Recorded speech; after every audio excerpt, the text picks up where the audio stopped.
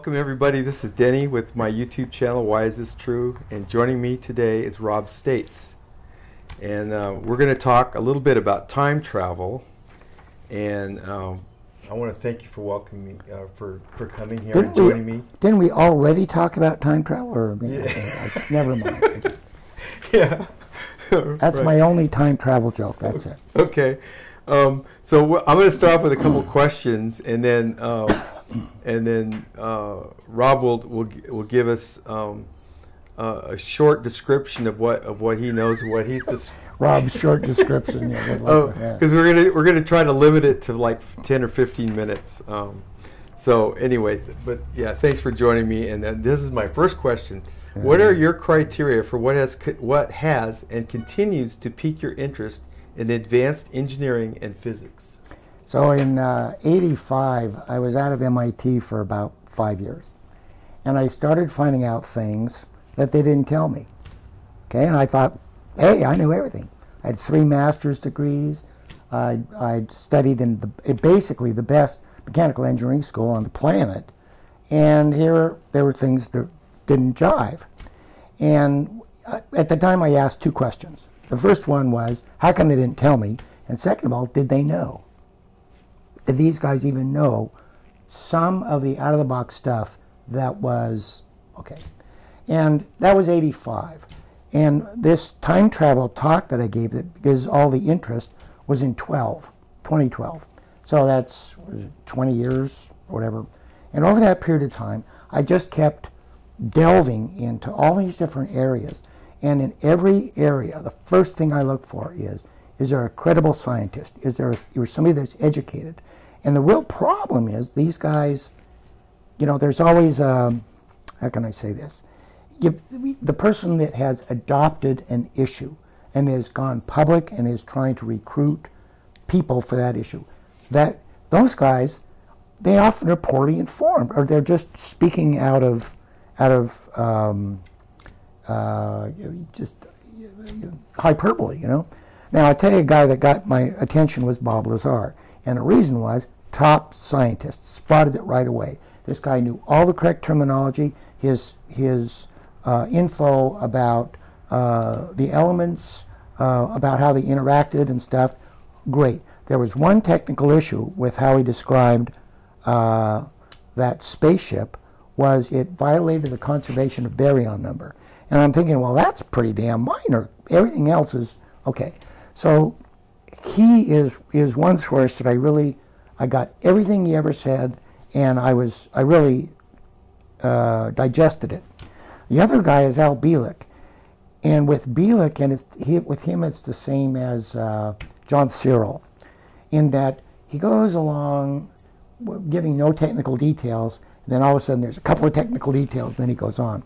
Well, if you dig, I've got 20, 30 hours of Al Bielek, and if you really dig, you can get all of this back info about the Philadelphia experiment. And that was the talk I gave in 12. Right. And it was from all these different sources, but it all kind of congealed together as this reasonably credible story on how time travel worked and what they did back then, which was, I don't know, kill flies with hammers. Now, in 12, I was in the beginning of building my dome house. And so, you know, all the research I did was in 10 and 11, you know, it was a while before. But I gave that talk to a couple of MUFONs, and it got me down to Orange County. So they flew me down there and gave me some money, and so I was like, yeah, alrighty. So I gave the talk, even though I was kind of tried to bow out of it. And a year later, I was poisoned. I had bromine poisoning. And at the time I was poisoned, I was kind of thinking, you know, was this an accident? Well, you know, didn't add up. But since then, I've gotten some psychic hits.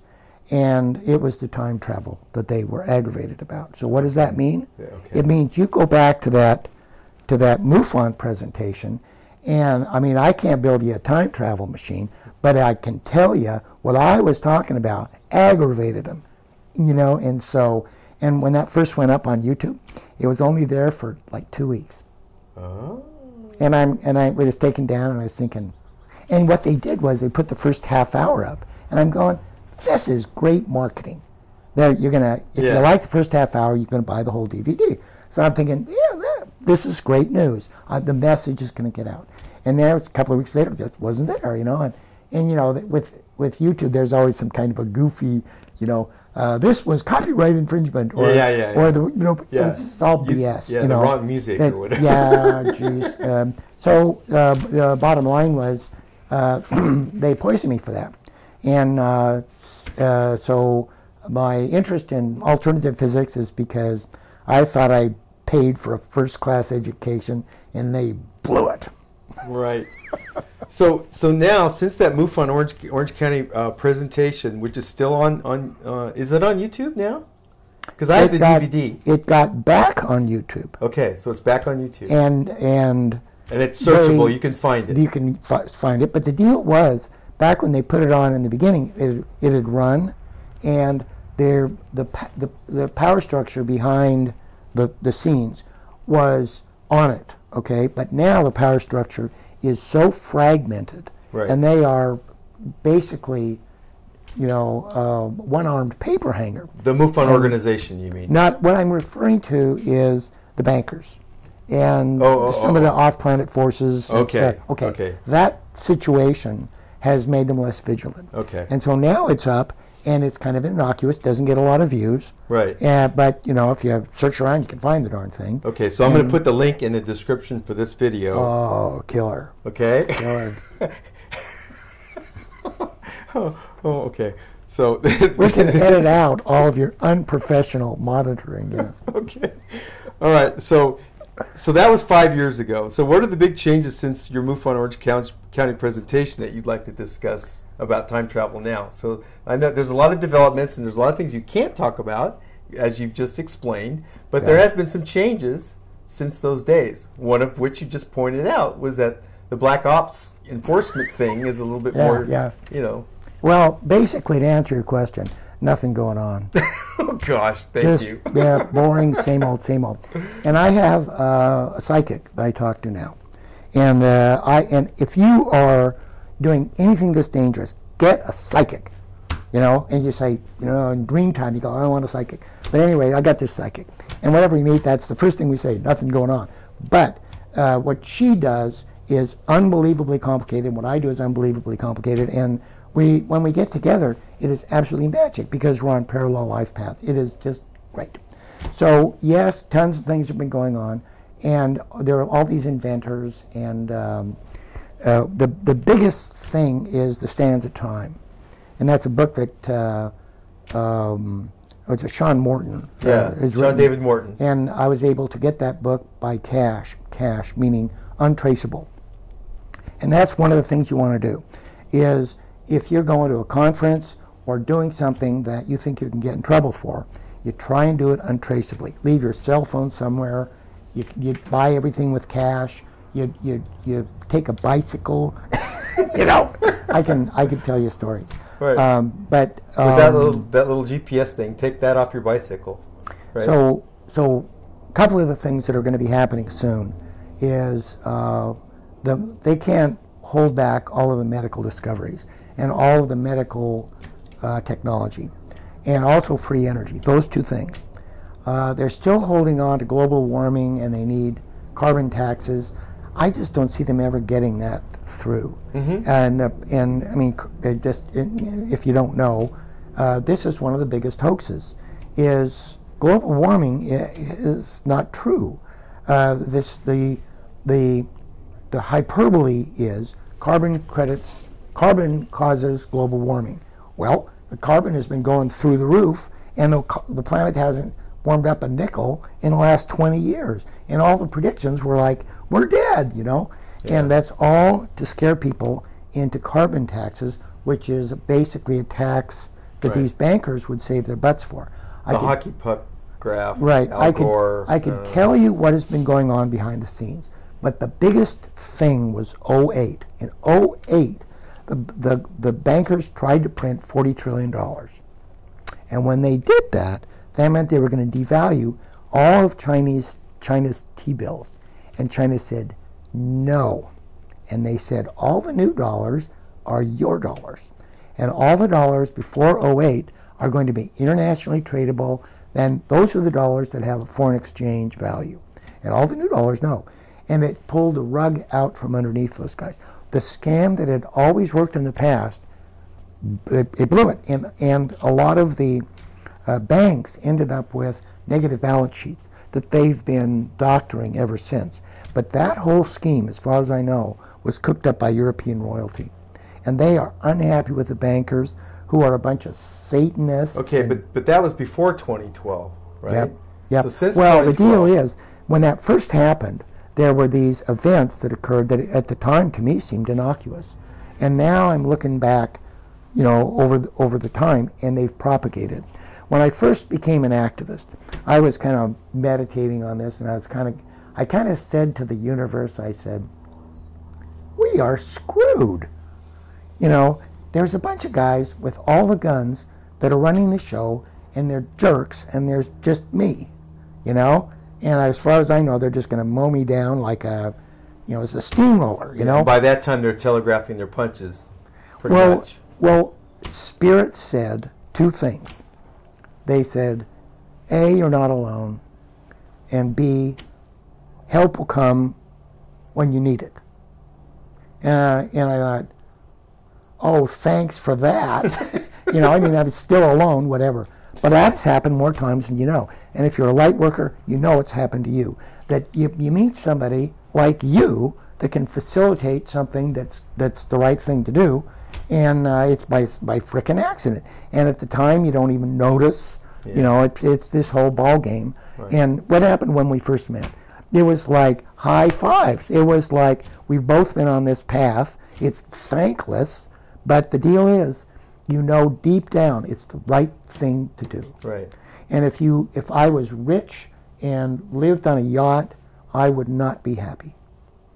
Yeah. But I won't mind being rich. I'm just saying wouldn't mind it. Right. But the deal is, this whole pursuit of materialism is an empty shell. Yeah. And to find out how to run an idyllic planet, you search IARGA, IARGA. Just to wrap this up, IARGA, I believe, is the home planet. I think it's Epsilon Eridani, which is right across the street from us. It's 8 light years, very close.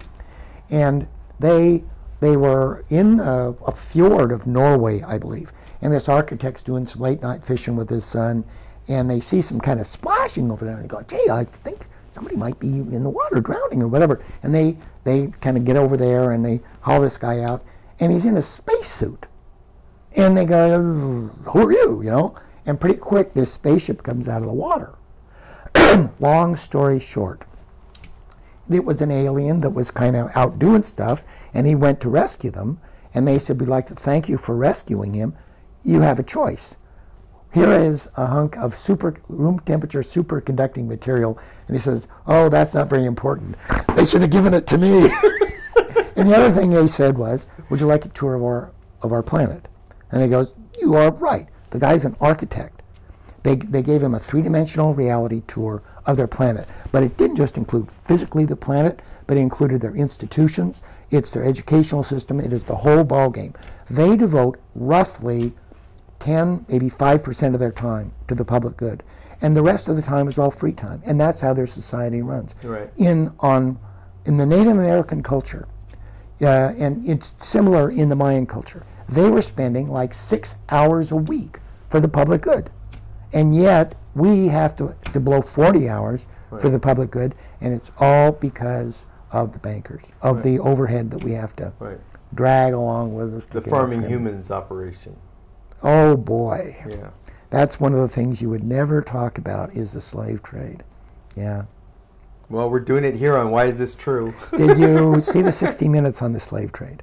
No, I know you missed it. I know you missed it. Yeah, I know. I don't watch CBS. And 60 Minutes is a perfect, how can I say this, barometer of what the Black Ops are thinking, what's going on behind the scenes. So they did a video. They did a segment on fake news, fake news. Yeah. And they said, look, when you're on the internet, it's all fake news. And they showed a very credible expose on some sites and some things that were kind of fakey. Okay, it was both good and bad. As far as some of the stuff was high quality, some was BS. Yeah. But one of the things they said was, and this Pizzagate, and off they went. In other words, they did that whole segment to throw you off the track. Yeah, yeah. Pizzagate has got their willies in a bunch. Yeah, yeah. They are so exposed to child trafficking and child sacrifice. Yeah, I keep saying it's the Achilles heel. If you're into disclosure and you want to accelerate disclosure, go for the Pizzagate. Go for the Pedogate. That's where it's living. If you think Trump has a past, the bankers have a past. And when you say Achilles heel, it is the one topic that has gotten the farthest.